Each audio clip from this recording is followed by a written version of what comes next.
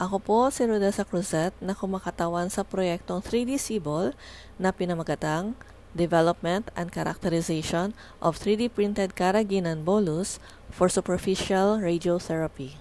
Ang superficial radiotherapy ay paggamit ng malakas na enerhiya ng radiation tulad ng X-rays upang patayin ang mga cancer cells at paliitin ang tumor na nasa mababaw na lokasyon sa katawan.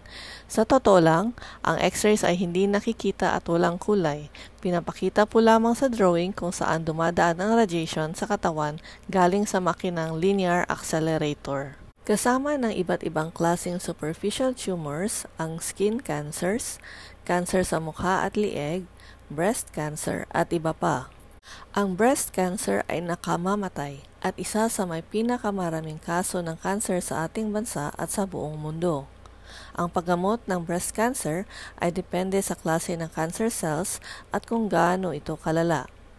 Ang paraan ng paggamot ay pwedeng kombinasyon ng pagtanggal ng bukol o tumor o ang breast mastectomy, chemotherapy o pagbigay ng gamot para puksain ang cancer cells sa katawan, at radiation therapy. Kahit tinanggal na ang tumor, ang radiation therapy ay binibigay sa lokasyon ng tumor upang patayin ang posibleng naiwan na cancer cells na pwedeng kumalat sa katawan. Sa kaso ng breast cancer, posibleng matatamaan ang lungs at ang heart at makatatanggap ng radiation. Sa mga kaso ng may tumor sa mukha na malapit sa mata, posibleng matatamaan ang mata habang nag-radiation therapy. Gayunpaman, ang ilang malulusog o normal cells na malapit sa mga cancer cells ay maaaring masira dahil natatamaan sa radiation therapy. Ang isang paraan upang mabawasan ang natatanggap ng mga katabing normal tissues ay ang paggamit ng bolus. Ang bolus ay isang bagay na katulad ng katangian ng tissues at kalamnan na ginagamit sa radiation therapy para mailipat ang radiation dose sa mas mababaw na lokasyon sa tissue ng balat kung saan may cancer. Ito rin ay nakakatulong upang mabawasan ang natatanggap na radiation dose sa mga sensitibo at normal na organs na nasa ilalim ng cancer tissues. Ang kadalasan ginagamit na bolus ay improvised, tulad ng basang gasa o tuwalya, paraffin wax, at minsan ay ang pagbili ng commercial bolus na ini-import galing sa ibang bansa. Ngunit, pag ginamit ang ganitong bolus ay hindi saktong-sakto o tugma sa forma sa parte ng katawan kung saan ito ginagamit at nagkakaroon ng air gaps. Ang layunin ng proyekto namin ay magbuo ng bolus na gawa sa carrageenan na nanggagaling sa seaweed gamit ang paghulma at ng 3D printer.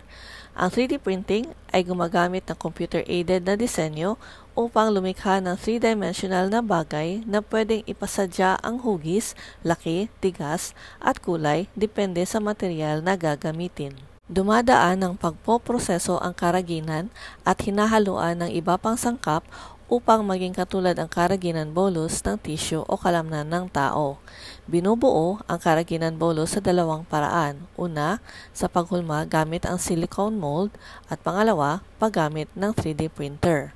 Pagkatapos ay sinusuri din namin ang carrageenan bolus upang malaman ang katangiang pisikal, mechanical, radiologic at radiation dosimetry.